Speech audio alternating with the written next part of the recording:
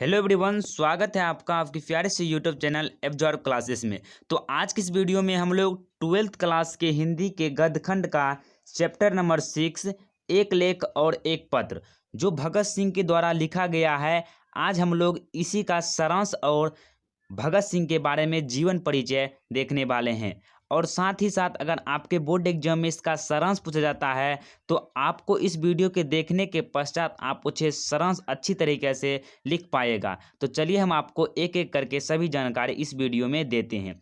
तो पहले हम भगत सिंह के बारे में जीवन परिचय करते हैं।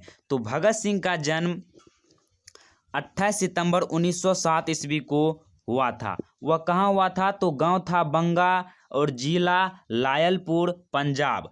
अब जो यह लायलपुर पंजाब जो लायलपुर है वह अब पाकिस्तान में है। और इसका पूछा जाता है कि इसका पैतृक गांव कहाँ पर था। तो इसका पैतृक गांव खटकर कला पंजाब में है। इसका पैतृक गांव कहाँ है? तो खटकर कला पंजाब में है। और यह भी होता है गुगेरा ब्रांच में भी ये आता है। बंगा गांव बंगा जो है वह गुगेरा ब्रांच लायलपुर पंजाब में आता है। जो लायलपुर है वह अब पाकिस्तान में चला गया है। उसके बाद इसकी मृत्यु 23 मार्च 1931 ईस्वी को हो गई थी। इसकी मृत्यु जो है जब यह जेल गए थे। तो यह जेल किस लिए गए थे? तो 8 अप्रैल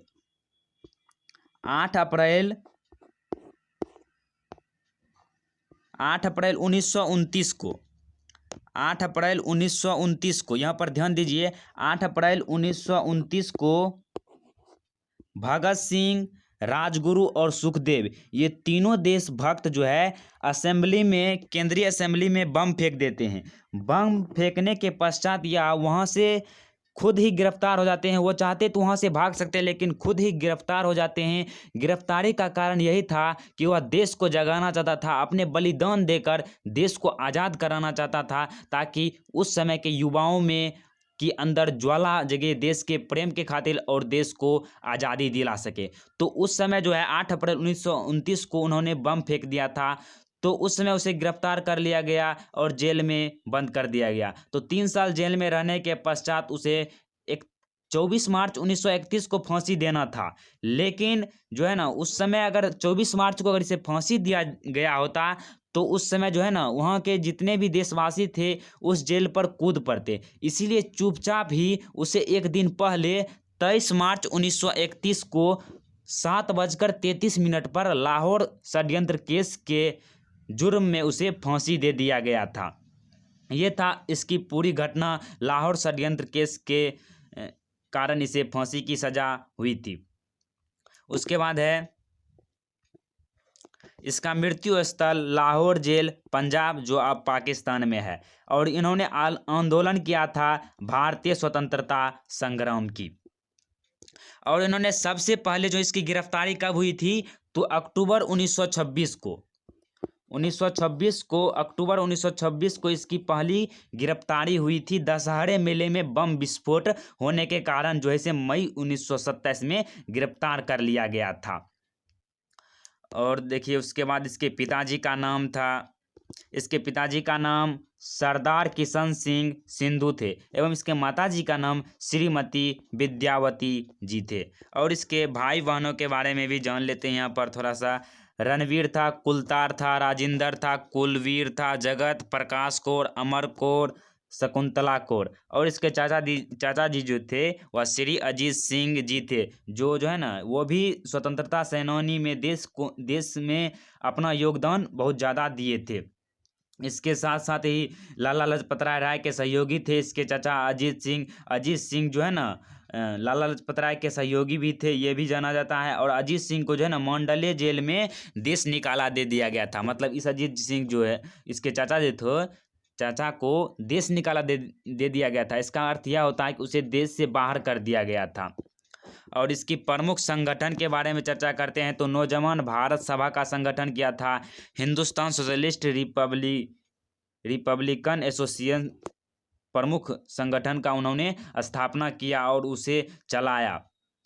और जो है ना ये भी पूछा जाता है कि चौरी चौरा कांड कब हुआ था, तो 1922 ईस्वी में चौरी चौरा कांड हुआ था। उस समय इस भगत सिंह का उम्र जो है 15 वर्ष था और उसी समय इन्होंने कांग्रेस और महात्मा गांधी से मुंह भोग हो गए और 1926 में अपने नेतृत्व में पंजाब के नौजवान भारत सभा का जो है ना पंजाब में नौजवान भारत सभा का इन्होंने गठन किया था। कब किया था, तो ये पूछा भी जाता है, 1926 में किया था। इस तरह से हो गया आपका पूरा भगत सिंह के बारे में जीवन परिचय।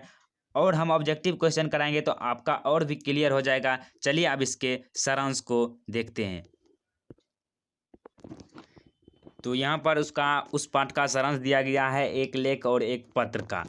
तो भगत सिंह विद्यार्थी और राजनीति के माध्यम से बताते हैं। यहाँ पर देखिए एक लेख और एक पत्र का क्या अर्थ है।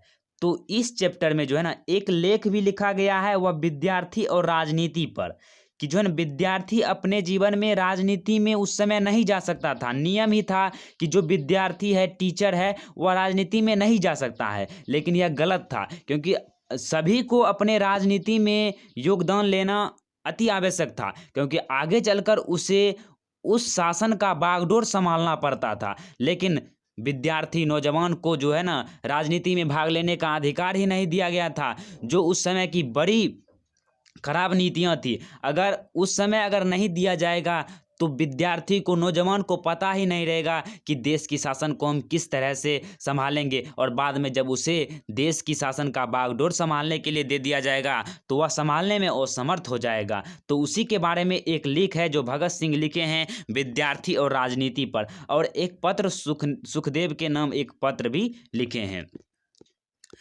तो भगत सिंह विद्यार्थी और राजनीति के माध्यम से बताते हैं कि विद्यार्थियों को पढ़ने के साथ साथ राजनीति में भी दिलचस्पी लेना चाहिए। मतलब पढ़ाई के साथ साथ उसे राजनीति में भी दिलचस्पी लेना चाहिए था, उसमें ज्ञान अर्जित करते रहना चाहिए था कि क्या किस तरह से हो रहा है और हमारी देश की राजनीतिक व्यवस्था किस तरह से है, इसमें क्या सुधार होनी चाहिए। यदि कोई इसे मना कर रहा है तो समझना चाहिए कि यह राजनीति के पीछे घोर षड्यंत्र है। कोई अगर मना कर रहा है कि आपको पढ़ाई में ही सिर्फ ध्यान रखना चाहिए, राजनीति में नहीं, तो राजनीति के पीछे यह घोर षड्यंत्र है। क्योंकि विद्यार्थी युवा होते हैं, उन्हीं के हाथ में देश की बागडोर है। भगत सिंह व्यवहारिक राजनीति का उदाहरण देते हुए नौजवानों को यह समझाते हैं कि महात्मा गांधी, पंडित जवाहरलाल नेहरू और सुभाष चंद्र बोस का स्वागत करना और भाषण सुनना यह व्यवहारिक राजनीति नहीं है, नहीं तो है और क्या। इसी बहाने वे हिंदुस्तानी राजनीति पर तीक्ष्ण नज़र भी डालते हैं।